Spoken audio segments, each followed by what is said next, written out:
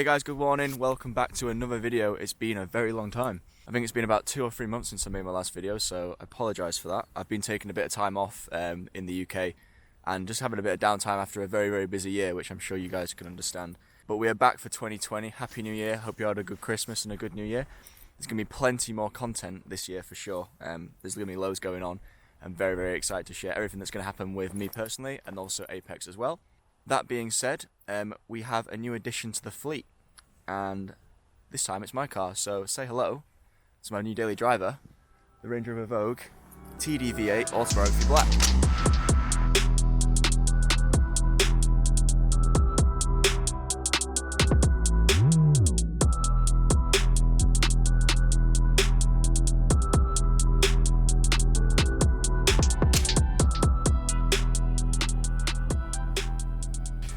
Yeah, this is my new car, maybe something a little bit unexpected from a few of you. However, it's absolutely perfect. I did have a few thoughts about buying this car throughout the year. A little bit of background about the Range Rover and me. I grew up on a farm in the UK and we had these cars growing up because we lived down a 2-mile unmade farm track. It's the only way we could actually get to the house. So I'm super stoked to be able to have this now. And yes, don't worry, the E46 still is here. I haven't sold the car. If anything, it's made me more excited to drive it because this is so different to that, obviously.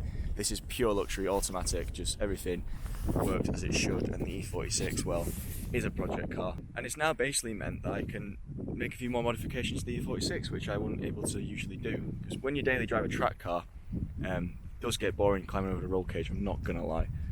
So just being able to hop into something like this is very good.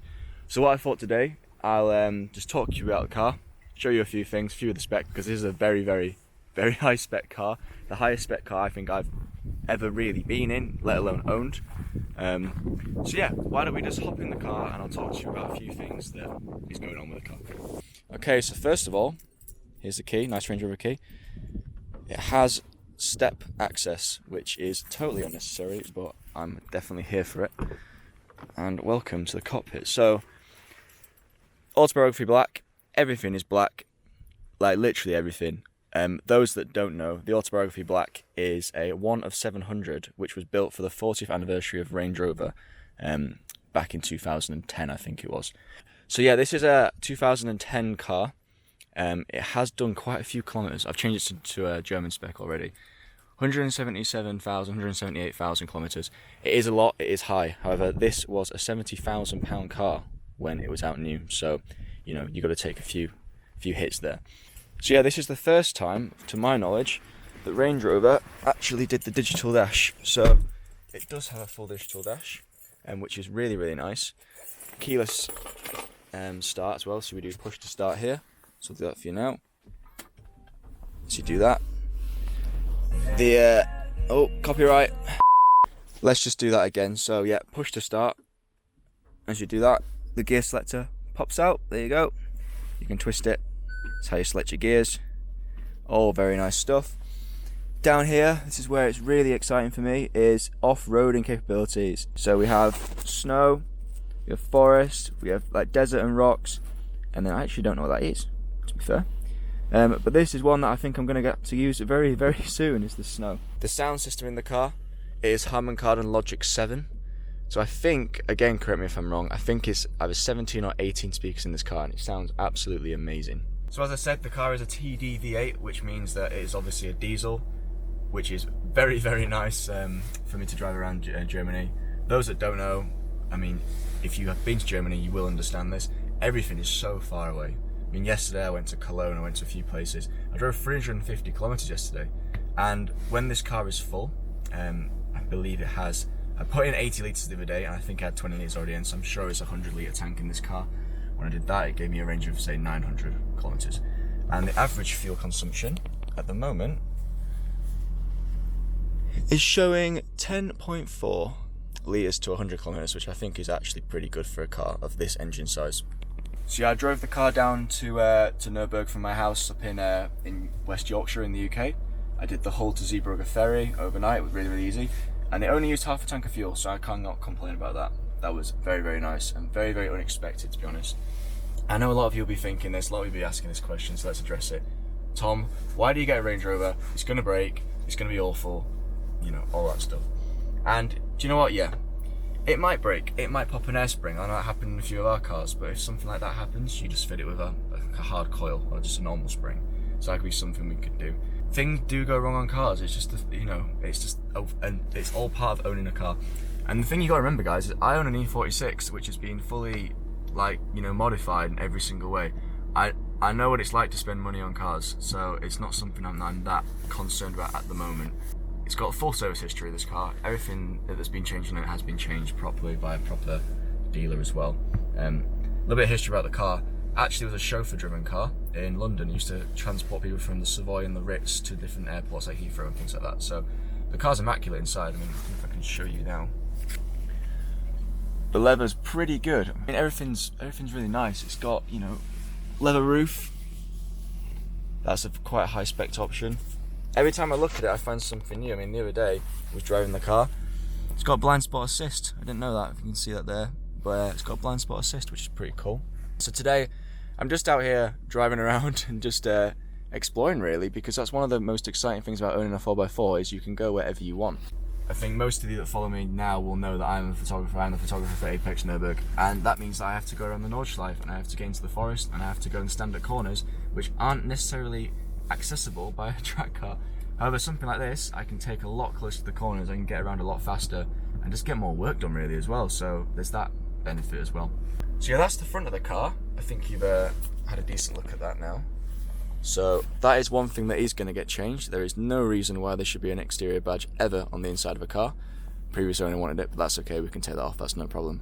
We'll get Pete to get some air on that and then get some floss or fishing wire or something, and we'll take it off.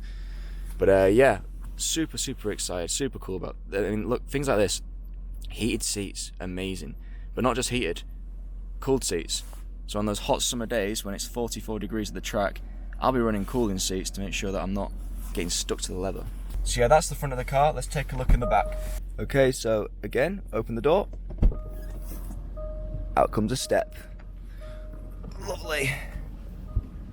Okay, let's take a look at the back. So here we have the back of the car. Loads of room. Loads of room. Don't know who jacked that up. We went to sushi the other night in Koblenz, so one of the boys probably did that. And we also have TV screens in the rear. Again, so a bit of luxury for those that come for a ride with me. Up here, we have vanity mirrors in the rear of the car as well. Pretty cool. And the coolest thing about the back is this. So again, we have heated rear seats.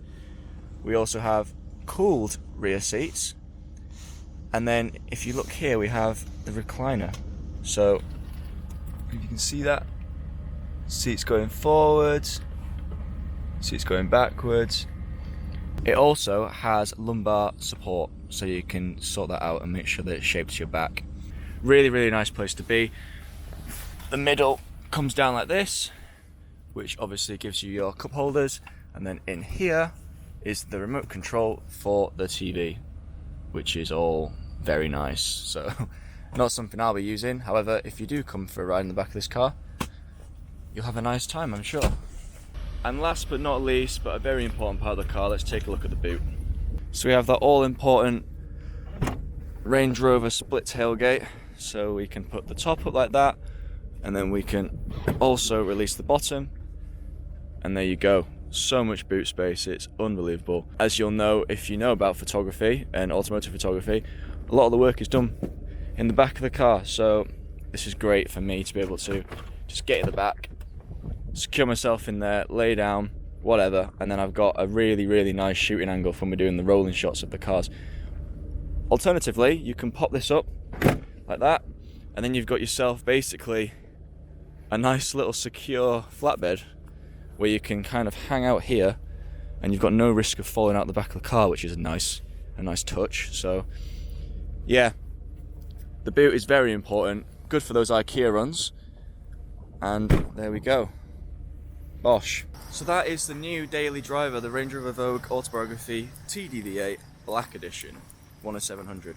I'm super excited to have the car. I couldn't be happy with it. It's such a nice thing to drive. I mean, I think it looks great. It's just cool, man. It's really cool. And for me, it's perfect. With the miles that I do, the off-roading that I need to be able to do this year as well. I'm looking forward to a lot of happy miles in a very nice luxurious car, which I'm very happy to be able to buy. That being said, the 46 is still getting driven. I can't wait for it to get a bit warmer, a bit sunnier. We can take that out for a few blasts. It's nice having the manual, obviously, and revving out that naturally aspirated petrol engine, so that is very cool. So now we've got two cars on the channel. We have the Range Rover for the off-roading stuff, which I think we'll probably do a bit more of. If you want to see some off-roading adventures, let me know. I'm very happy to do it. I think it'd be kind of funny if we got all the boys and stuff in the car and just went out in the forest. Also, this year we will be doing some videos with the 46 on track, because now that I have this, I kind of can get over the fear of crashing the car on the Nordschleife and then not being able to drive to work, which is one of the things that I was in the back of my mind when I had the car. In Apex news, yes, the dates have come out for the track for this upcoming 2020 season, so make sure you get on our website and check that out. I'll leave a link in the description. I do have a special offer for you guys. Anybody watching this video, if you make a booking and kind of reference this video, you'll get 12% off your booking. So that's for any rental car, okay? That's just valid on rental cars. Book and pay before the start of the season, and you will get 12% off your rental car for the 2020 season, so make sure you do that. Speaking of taxis, please go online. If you want to pre-book the taxi, please do it quick. This year we are going to be running limited laps on the GT2 RS MR, just because it's such a high value car, and you know, we want to make sure that car is still in one piece, mechanically wise, at the end of the season, so we can, you know, run that for personal reasons as well. So make sure that you book in that. That is currently $299, however the price will be going up to $349, so just make sure you get that sorted out sooner rather than later. The McLaren 720S is back by popular demand. We are bringing that car back this year, as we're running limited laps in the GT2 RS. The 720 will be popping in every now and again, so make sure you get that booked. That's going to be available pretty much any day of the season. So once again, links in the description for that, make sure you do that, and that's going to be $299 as well. However, the price may go up to $349 as well, so make sure that you do get that booked in before the start of the season. And as always, if you come with friends, get in that M3, it's a blast, €90 each. That price is staying the same this year. We'll be running that all year, and we can't wait to see some more hilarious reactions because it is funny. So that's going to be it from me. The fog is lifting, which is quite nice, I don't know if you guys can see that. But yeah, so I'm back in the Eiffel, back at the Nurburgring for another year. So make sure if you are in the area, come and say hi. I'll be making more and more videos this year, more than I did do last year as well, because I just feel like it's something that I want to do. It's a personal goal of mine for 2020. I hope you all have a great year, and I hope to see you around the Nurburgring very soon. Okay guys, cheers.